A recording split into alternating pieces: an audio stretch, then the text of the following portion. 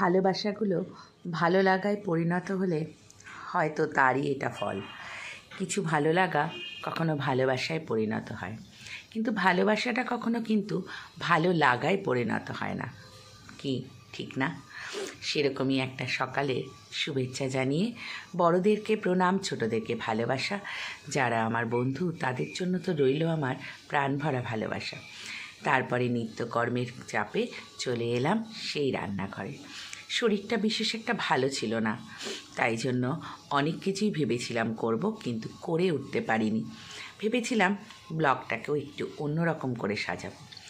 যাই হোক, মাছটা ভেজে একটু শিম দিয়ে পার্শে মাছও করে ফেললাম। তোমরা কে কে খাও বলো তো শিম দিয়ে ধনেপাতা দিয়ে পার্শে মাছ? বলতে পারবে বন্ধুরা এটা কি? জানি হয়তো বলাটা সম্ভব নয় সবার পক্ষে, কারণ এটা দেখতে অনেকটা খারকোল পাতার মতনই লাগছে। না, একদমই তাই নয়। ফুলকপি পাতা গরম জলে সেদ্ধ করে তার সাথে রসুন কাঁচা লঙ্কা দিয়ে বেটে নিয়েছিলাম। তারপরে কড়াইতে কালো জিরে সম্বার দিয়ে নেড়ে নিলাম নুন মিষ্টি দিয়ে। সন্ধেবেলার টিফিনটাও কিন্তু তোমাদের সাথে ভাগ করলাম। ভাগ করে রাত্রেবেলা নিচে নামলাম এই কারণেই, আমার এখানে একটা খুব সুন্দর অনুষ্ঠান চলছিল। কালকে কি বেশ ভালোই ঠান্ডা লাগছিল, 2-4 দিন ধরে বেশ ঠান্ডাও পড়েছে। বলতে বলতে গলাটা একটুখানি খুসখুস করছে, কারণ আমারও কিন্তু ঠান্ডা লেগেছে, বেজায় ঠান্ডা। বললাম না, এই দেখো আমার ঠান্ডার প্রমাণটাও তোমরা পেয়ে গেলে।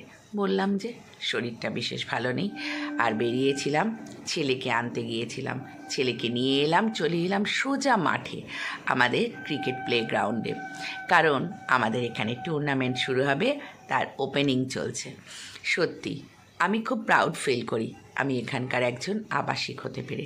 এমন কোনো অনুষ্ঠান নেই, এমন কোনো পুজো নেই, এমন কোনো আচার নেই, সব কিছু আমি এখানে পাই।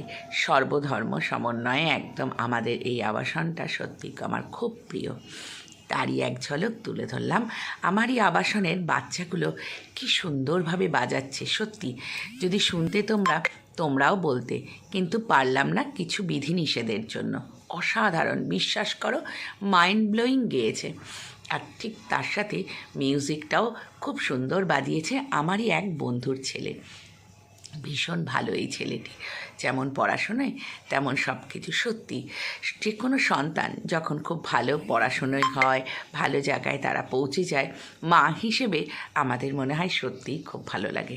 আমি শুধু আমার ছেলের জন্য নয়, আমি চাই প্রত্যেকটা মায়ের কোল আলো করে তাদের সন্তানরা মুখ উজ্জ্বল করুক। কারণ যখন ওরা ছোট থাকে তখন তো আমরা ওদেরকে অনেক আশা নিয়ে বড় করি, তাই না বলো? এরকমই একটা সন্ধে ভাগ করে নিলাম।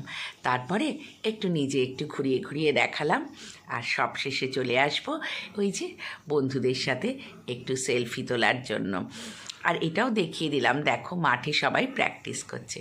অবশেষে বন্ধুদের সাথে একটু মিষ্টি সময় ভাগ করে নিলাম।